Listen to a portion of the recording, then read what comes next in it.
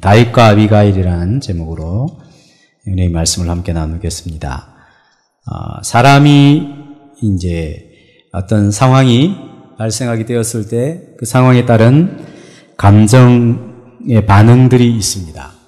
적절한 감정의 반응은 사람을 건강하게 만들죠. 화가 났는데 그것을 꾹꾹 참는다든지, 슬픈 일이 있는데 슬픔을 표현하지 못한다든지, 기쁨이 있는데 기쁨을 표현하지 않는다든지, 이랬을 때는 정서적인 그런 어떤 그 결핍이 있는 것이죠.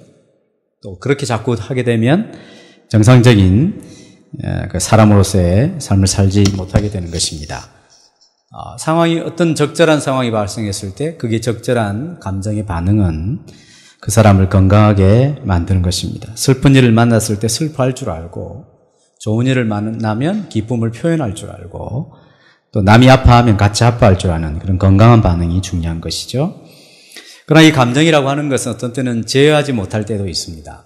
극한 분노나 극한 증오심, 이런 것들이 생겨나게 되죠. 누군가에 대한 지나친 미움은 그 사람이 실수할 가능성이 많고, 그러한 그 감정의 그 절제하지 못함을 통해서 큰 일을 저지를 수도 있습니다. 이러한 극한 분노와 극한 증오심은 언제나 위험한 결과를 초래할 수 있습니다. 다윗의 장인은 사울 왕이었습니다. 그의 딸이 미갈이었는데, 미갈과 다윗은 이미 결혼한 관계였습니다. 그런데 다윗이 너무나 미워서 증오하는 마음 때문에 이제 다윗을 죽이려고 하니까 다윗이 떠나게 되었죠. 미갈이 이제 도망치도록 했지 않습니까? 근데 이 다윗의 아내 미갈을 사울이 발디라고 하는 사람에게 줘버리고 말았습니다. 오늘 본문 44절에 나오죠. 그랬을 때 어땠을까? 성경에는 기록되어 있지 않지만 미갈의 마음은 어땠을 것이며, 미갈은 다윗을 굉장히 사랑했었거든요. 또 다윗은 이 일을 통하여서 어떤 정서적인 그 반응을 하게 되었는지, 나중에 또 이제 다윗이 왕이 되었을 때 미갈을 또 데리고 오죠. 그러니까 발디가 또 막 처절하게 남자로서 힘도 없으니까 울지 않습니까? 그런 일들이 이제 발생하게 되는 것입니다. 한 사람의 증오심이 증폭하게 되어서 한 가정을 파괴시키고 그 관련된 많은 사람들에게 큰 아픔을 제공하게 되는 것입니다. 오늘 본문에는 다윗이 얼마나 분노가 극에 달했는지를 잘 표현해주고 있습니다. 다윗은 나발을 굉장히 선대했습니다. 나발의 수많은 가축대들이 들에 있을 때에 당시에 약탈을 일삼았던 그런 사회적 분위기 속에서 다윗은 특별한 관계는 아니었지만 자기도 그런 들에 있을 때 자기 부하들이 이 나발의 가축대들을 잘 지켜주었습니다. 일꾼의 보고에 의하면 밤낮으로 이 나발의 가축대와 이 가축을 돌보는 나발의 하인들에게 담이 되었을 정도로 어떤 외부적인 위험으로부터 철저하게 잘 보호를 해주는 그런 선을 베풀었던 때가 있었습니다. 그래서 이제 양의 털을 깎는 날, 즉 잔치가 있는 날이죠. 이런 때에는 어떤 사람에게도 먹을 것을 나누어 주는 그런 풍습이 있었다고 합니다. 그러니까 어떤 사람에게도 이렇게 음식을 나누어 주는 때라고 한다면 다윗은 마땅히 자기가 베푼 선에 대해서 어느 정도 보상을 받을 것으로 생각을 하고 전령들을 보내어 먹을 것을 요청했지만, 먹는 것을 주는 것은 고사하고 악으로 갚는 나발의 모습을 경험하게 된 것이죠. 모욕을 했습니다. 엄청난 모욕을 했습니다. 그래서 22절, 오늘 같은 22절에 다윗은 이런 마음을 갖는 것이죠. 같이 읽어보겠습니다. 내가 그에게 속한 모든 남자 가운데 한 사람이라도 아침까지 남겨두면 하나님은 다윗에게 벌을 내리시고 또 내리시기를 원하노라 하였노라. 엄청난 분노죠. 한 사람도 남자를 남겨두지 않겠다. 그가 악으로 선을 갚았고 우리를 모욕했으니 가만두지 않겠다는 것입니다. 잘못된 감정, 극에 달한 이 분노의 감정은 잘못된 결정을 내리고 말았습니다. 심지어 이 분노의 감정에 사로잡혀 쉽게 다윗은 하나님의 이름으로 맹세까지 하고 말았던 것이죠. 다윗은 경건한 사람의 모습을 떠나서 이제 감정의 노예가 되어버린 그런 사람이 되고 말았다 하는 것을 알 수 있습니다.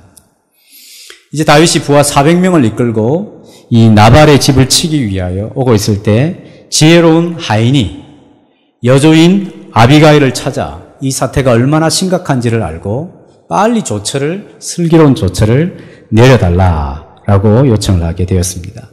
아비가일은 하인의 보고를 듣고 즉시 조처를 내렸습니다. 그래서 풍부한 양의 음식을 준비했습니다. 18절에 보면 얼마나 많이 준비했는지 이야기되고 있죠.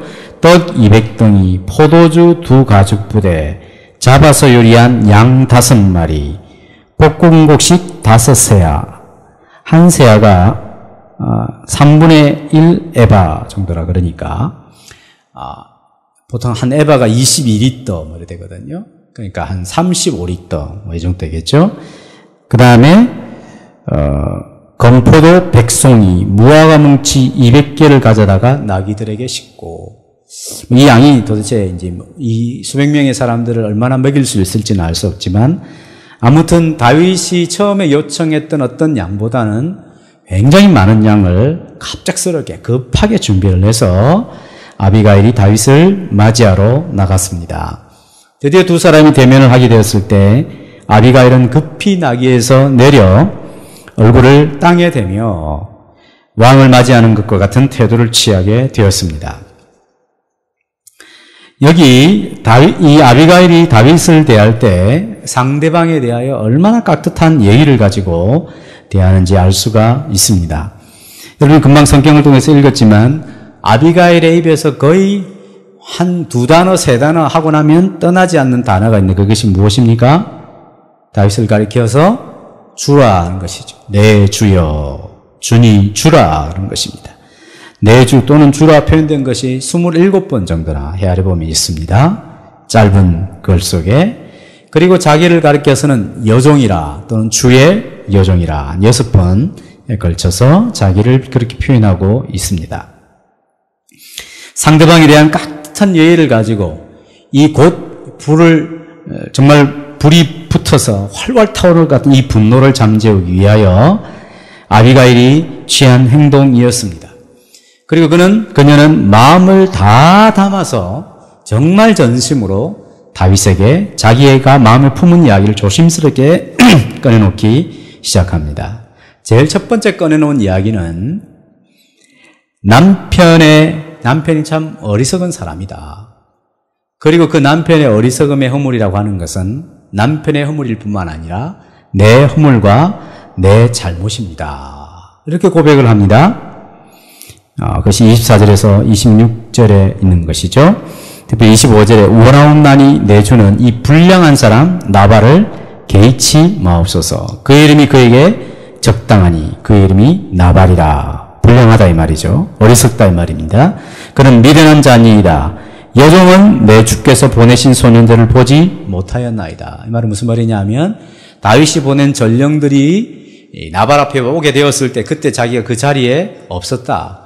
그때 그 자리에 없었던 것은 내 책임입니다. 내가 그 자리에 있어서 당신이 요청하는 것을 들어줄 수도 있었을 터인데 내가 그 자리에 없었기 때문에 나발이 엉뚱한 소리를 하고 당신이 이렇게 분노하여서 이런 일이 지금 발생하게 되었습니다. 내 허물입니다. 이렇게 이야기를 하는 것입니다. 28절에도 주의 여종의 허물을 용서하여 주옵소서 그랬습니다.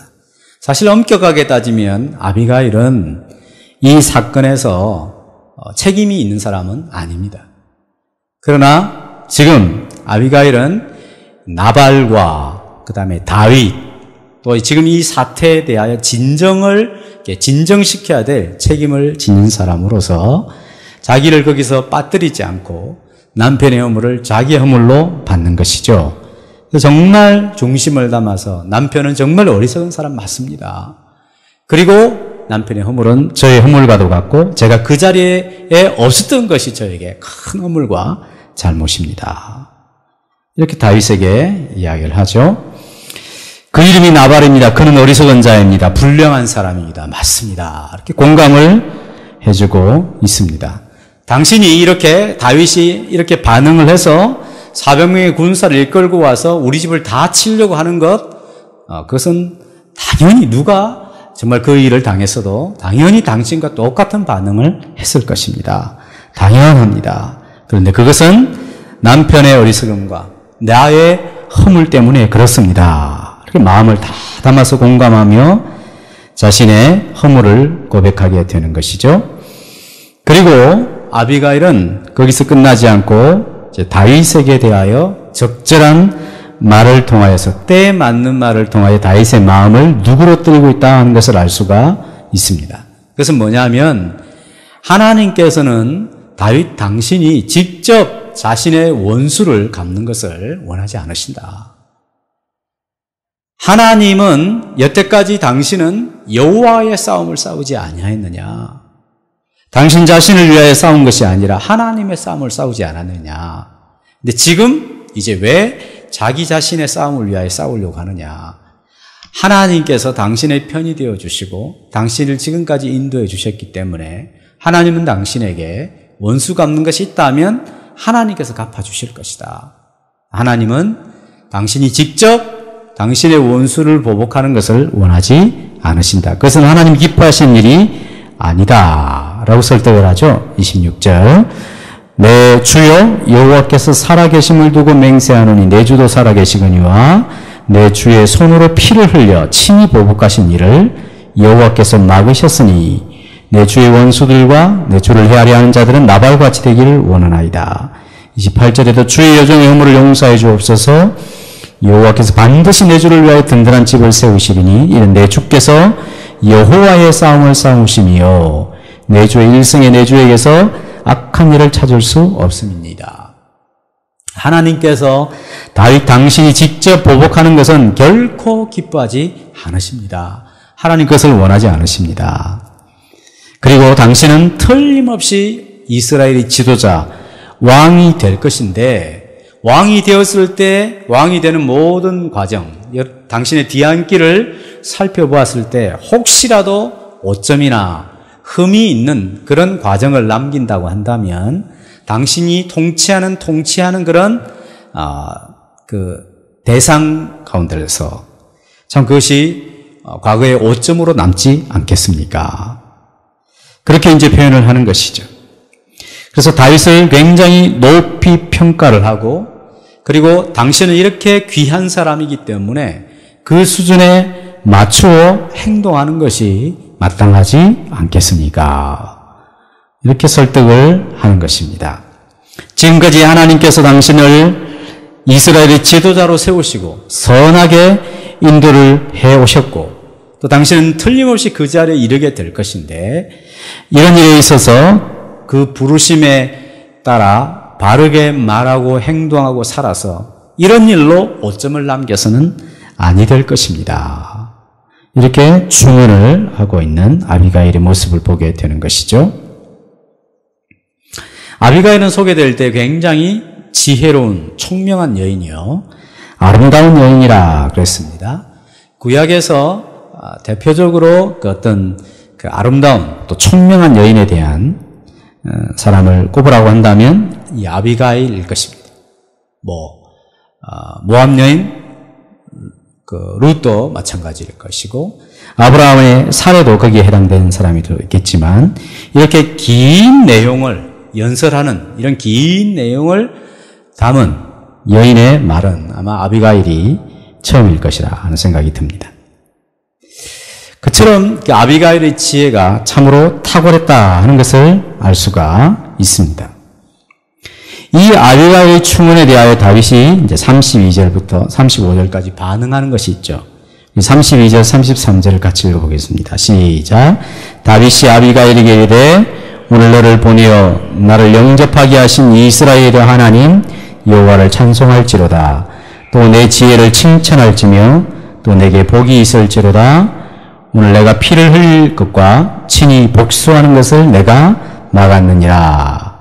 다윗이 지금 아비가일의 이 짧은 몇 마디 말을 듣고 너무나 기쁨과 감사하는 표현을 하고 있는 것이죠. 아비가일의 충언을 통하여 하나님을 찬양하며 자신의 그 분노가 다 누그러지고 또 이렇게 지혜로운 말을 한 아비가일을 칭찬하는 다윗의 모습을 볼 수가 있습니다.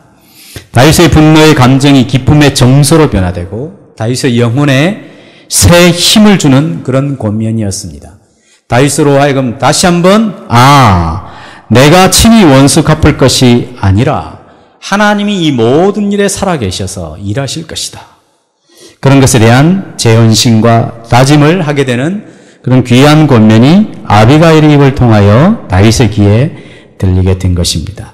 이것은 마치 한 선지자가 분노하는 다윗 앞에 서서 하나님의 말씀을 대언하여 다윗의 그 비뚤어지고 분노로 말미암아 폭발한 그 감정의 노예가 되어서 마치 짐승과 같이 활동하려고 하는 이 다윗을 다시 붙잡아 하나님의 온전한 사람으로서 다시 하나님의 길을 올곧게 걷게 하는 선지자와 같은 역할, 그 역할을 바로 아비가일이 하고 있다는 것을 알 수가 있습니다.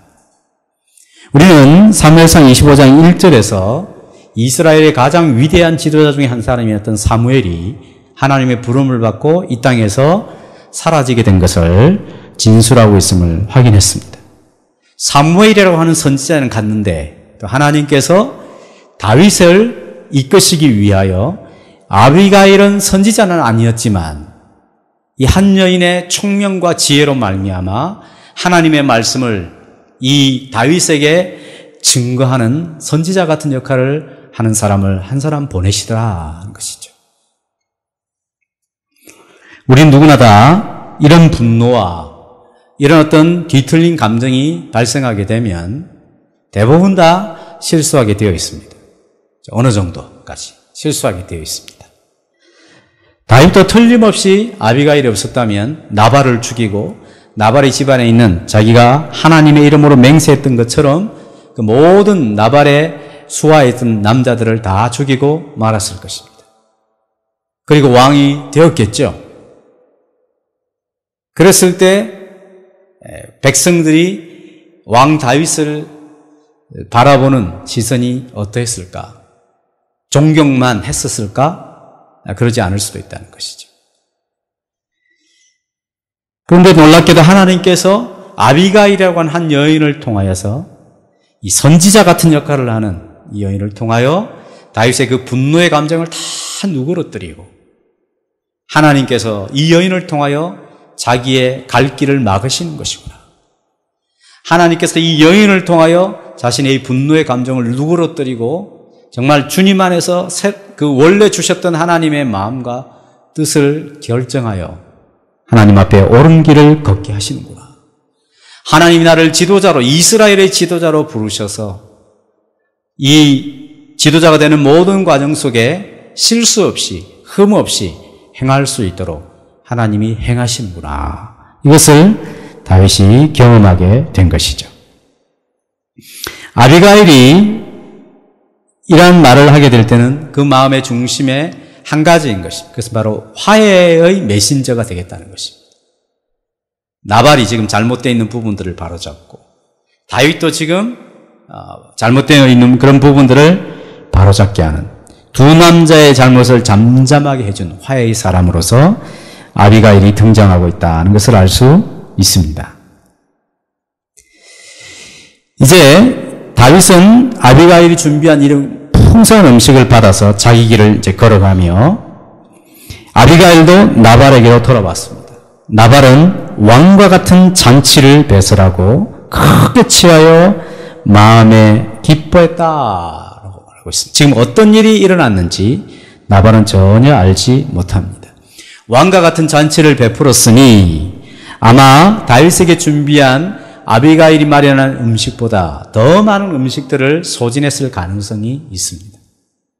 그러니까 자기의 재산이 이렇게 유지될 수 있도록 큰 고마움을 나타내준 다윗과 그의 일행에 대해서는 조금의 어떤 자비나 도량도 보이지 않던 사람이 자기의 위세와 자기가 얼마나 대단한지를 나타내기 위해서는 이만큼 큰 재물을 소비하는 한 사람을 소개해주고 있는 것이죠.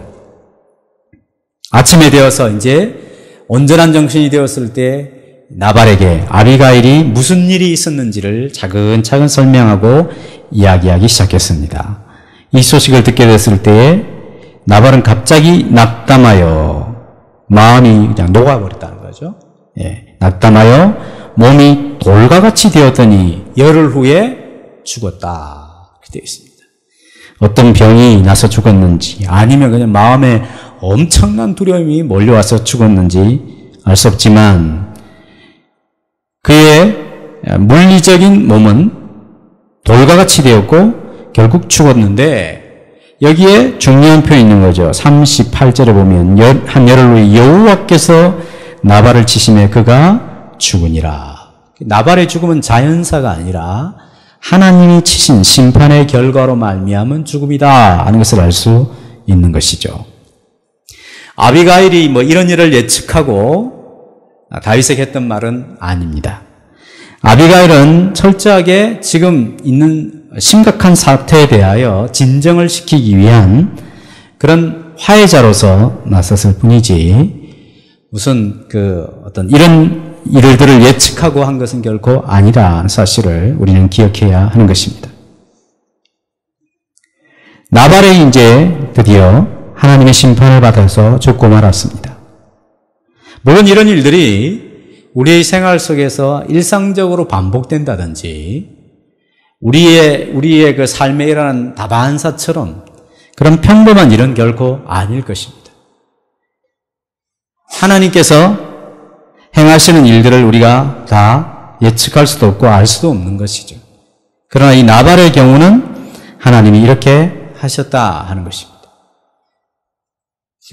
우리가 이런 부분들을 오해서는 아니 되겠죠. 내가 살아가는 데서 나를 해롭게 만든 사람은 하나님 나발과 같이 치십시오. 이렇게 할 수는 없는 것입니다. 우리는 그런 사람으로 부름받은 것이 아니라 우리는 우리 자신을 십자가에 쳐서 복종을 시켜야 될 사람들로 살아가야 하는 것입니다. 사실 기독교의 신앙은 많은 경우에 우리가 일반적으로 생각하는 것과 굉장히 다릅니다. 역설이죠, 역설.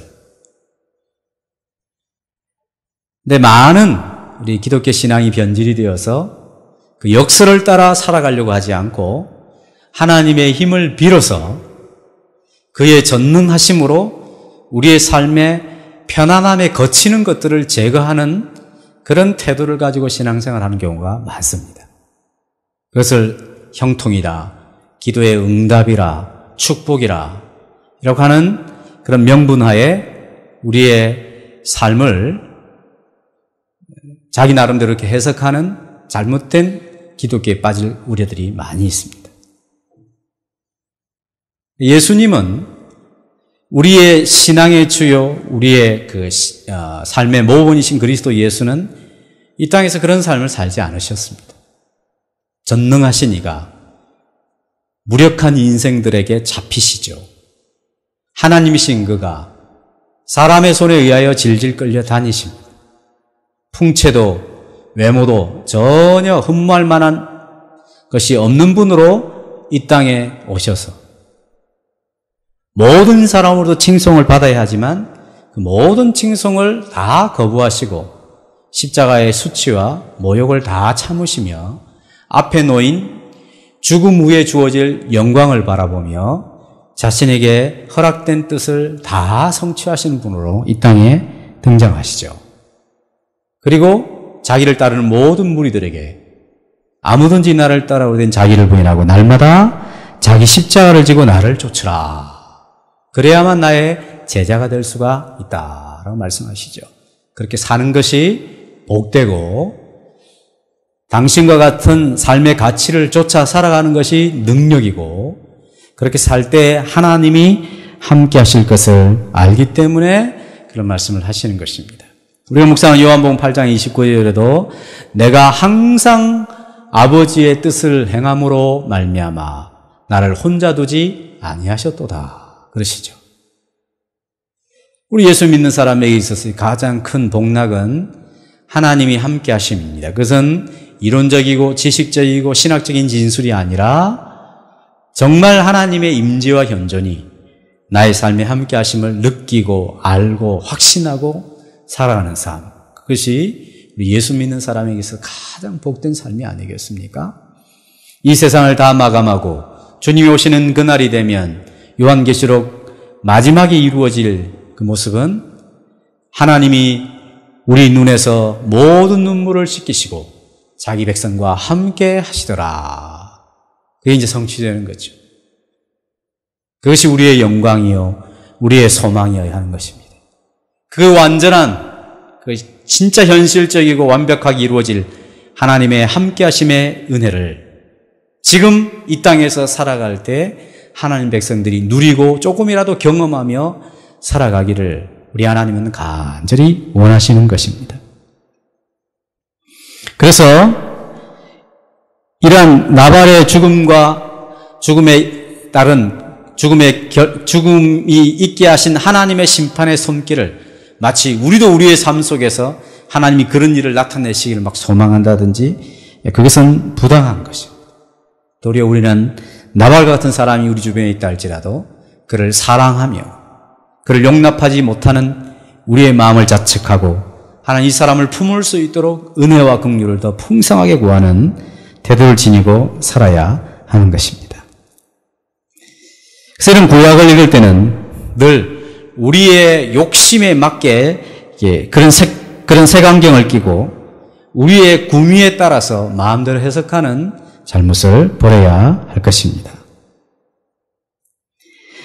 어찌됐든 하나님께서 이 다윗이 직접 죽이지 아니하여도 하나님께서 이 일을 행하심으로 말미암아 다윗이 결정하고 아비가일의 말을 듣고 순응한 것이 옳았다 하는 것을 증명을 해 주시게 되었습니다.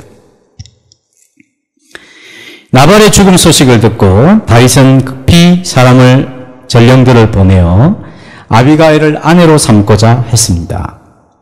그래서 아비가일이 이렇게 반응을 하죠. 41절 같이 읽어보겠습니다. 시작.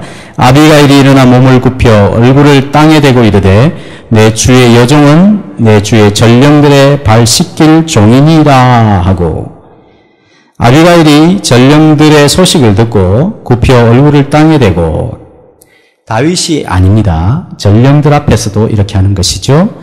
내 주의 여종은 내 주의 전령들의 발을 씻기는 종에 지나지 않습니다. 이것이 사실이라고 생각합시다. 그러면 이 아비가일이 얼마나 다윗과 그 일행에 대하여 굉장한 경외감을 갖고 있는지 알 수가 있습니다. 우리가 흔히 하는 말로 이 연이 얼마나 겸손한지 우리는 잘 알게 되는 것입니다. 그 42절에 보면 아비가일이 급히 일어나서 나귀를 타고 그를 뒤따른 처녀와 함께 해가서 다윗의 아내가 되니라 했을 때 우리 마음에 불편한 것이 있습니다. 뭐냐면 아비가일이 기다리고 있었구나. 그냥 나귀 타고 간 것도 아니고 급히 일어나서 갔다 그랬습니다. 나발이 죽기를 기다렸는가? 이런 생각마저 드는 거죠. 그죠? 저만 그런 생각이 드는지 알 것입니다. 다시 한번 말하지만 나발의 죽음을 예측한다든지 그 나발의 죽음을 기다리고 있었다든지, 그래서 이제 장례 치르는 동안에 그 즐거움을, 그 마음에 있는 즐거움을 도저히 감출 수 없는 얼굴에 희색을 띠고 있었다든지 그런 것이 결코 아닐 것입니다.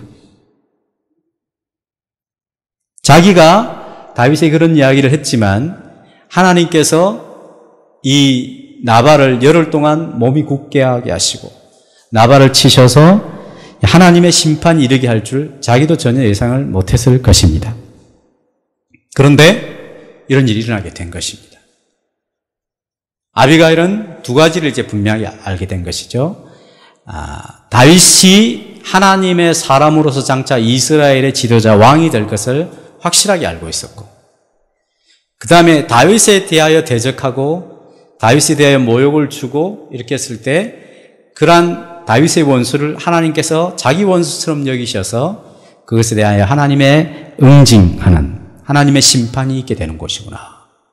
나발은 하나님의 적대자에 있었고 다윗의 원수가 되어서 하나님이 그를 치셨구나 하는 사실을 분명하게 알게 된 것입니다. 뿐만 아니라 일상적으로 한번 그냥 상식적으로 생각해 보십시다. 한 사람은 참으로 총명하고 아름다운 여인이요, 하나님을 경외하고 겸손한 사람인데 남편 나발은 불량한 사람이고 어리석은 사람입니다. 아나무인입니다. 돈이 최고입니다. 그랬을 때 이 부부관계가 원만했을 리도 없다라는 생각이 드는 것이죠. 그리고 이제 이 고대에 남편을 잃어버린 과부가 되고 말았습니다. 아무것도 없는 것과 마찬가지죠.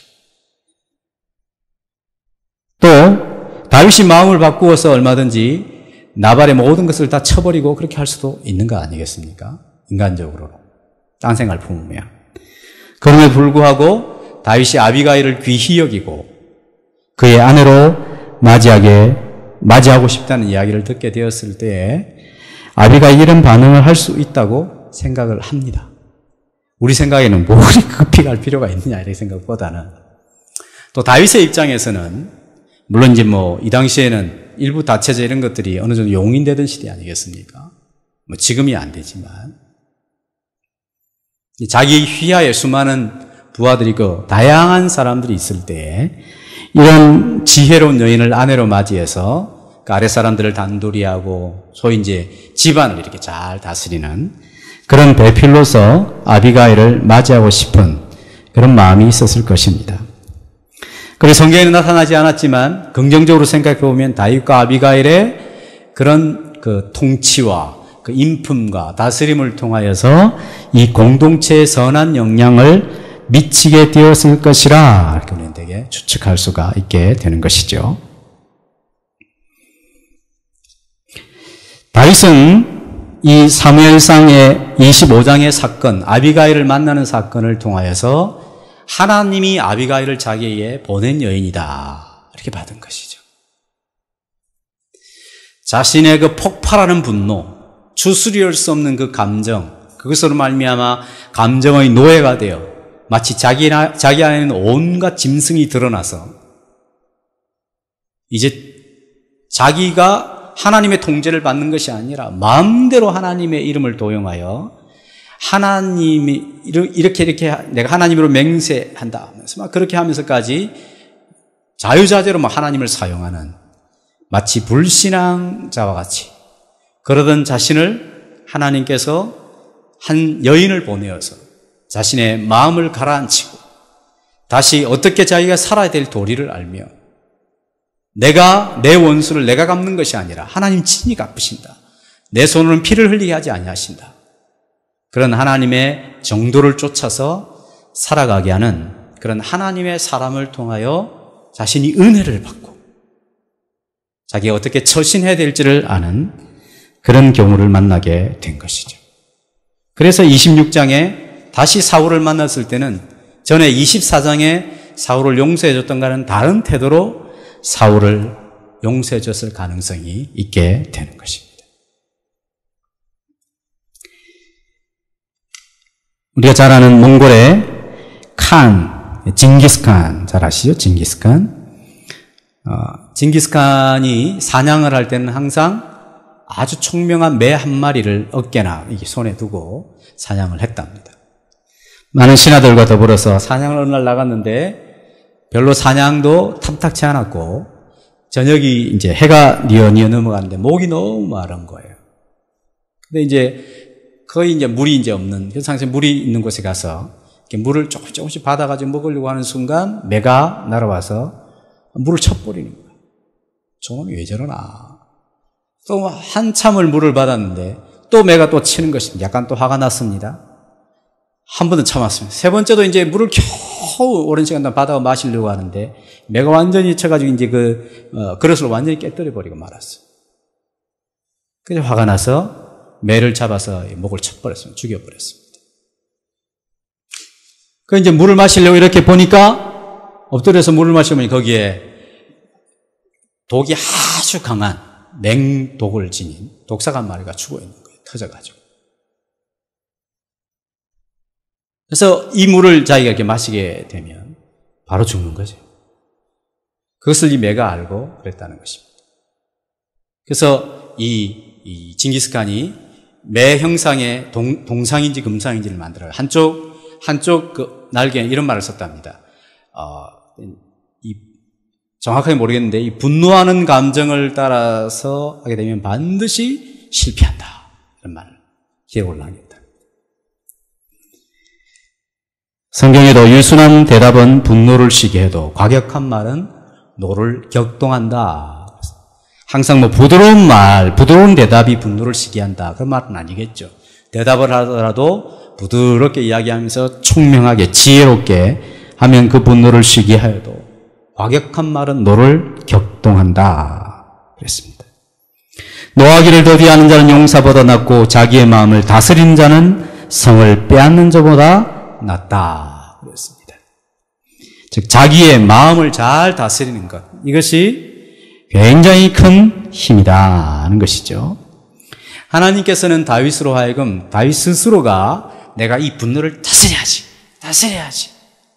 이러면 안 되지. 그런 게 아니었습니다. 이미 다윗은 자기가 절제할 수 없는 선까지 이루고 말았습니다. 폭발하고 말았습니다. 누가 제재할 수가 없어요. 근데 하나님께서 하나님의 사람을 보내어서 하나님의 말씀을 듣게 하시고 다시 그 음성을 듣게 될 때 다윗에게 은혜가 임하게 되는 것이죠. 그 은혜가 임하니까 여전히 주어진 환경은 그대로입니다. 그런데 그 주어진 환경을 객관적으로 볼 수 있는 안목이 생기고, 자신에게 임한 그 하나님의 은혜를 통하여서 하나님의 뜻을 온전하게 순종하자는 마음이 생기게 된 것이죠. 이와 같이 우리에게 일어난 주변에 또는 우리 환경에서 일어난 수많은 일들 속에서 우리의 감정이 드러날 때가 있습니다. 어쩔 수 없는 것입니다. 그거는. 드러날 수 있습니다.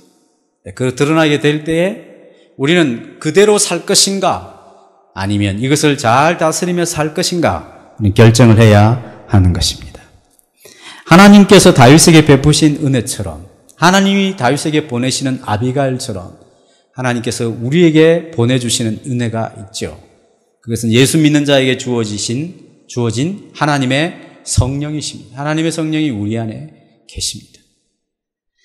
우리에게 일어난 격한 감정을 이길 능력을 성령을 통하여 은혜를 베풀어 주실 수가 있습니다. 그 성령 하나님의 도우심과 또 그 성령을 통하여 우리에게 권면하시는 말씀의 은혜가 있습니다. 그래서 그 통제를 잘 받아야 하는 것이죠. 그것은 강력하게 성령이 임하여서 우리가 그 순간적인 감정을 이겨낼 수도 있지만 어떤 경우들은 그 성령의 통제를 받는 훈련들을 통하여서 성령께서 주시는 은혜를 통하여 우리가 감정의 노예가 되지 않을 수 있습니다. 만일 이러한 성령의 소원 앞에 우리가 반대로 반응하여서 감정의 노예가 되어버린다면 반드시 큰 낭패를 보게 될 것입니다. 그것을 그냥 쏟아 부어버리면, 있는 감정을 그냥 표현해 버리면 주워 담을 수 없게 되는 부끄러움을 당할 수 있습니다. 그렇기 때문에 하나님께서 우리 안에게 허락해 주신 하나님의 성령의 통제를 받기 위하여 숱한 여러 감정들이 생길 때마다 하나님 저에게 이런 마음이 생겼습니다. 주님 도와주십시오. 이것이 더 발전하지 않도록 은혜를 베풀어 주십시오. 이렇게 주님의 도우심을 구하며 성령께서 우리를 통제하고 잘 다스려서 우리가 예수 피로 말미암아 거룩하게 된 하나님 백성의 수준에 맞는 적절한 품위를 유지함으로 하나님 백성으로서의 거룩한 삶에 더욱더 힘쓰는 저와 여러분들이 되시기를 주의 이름으로 축복합니다. 찬양하겠습니다.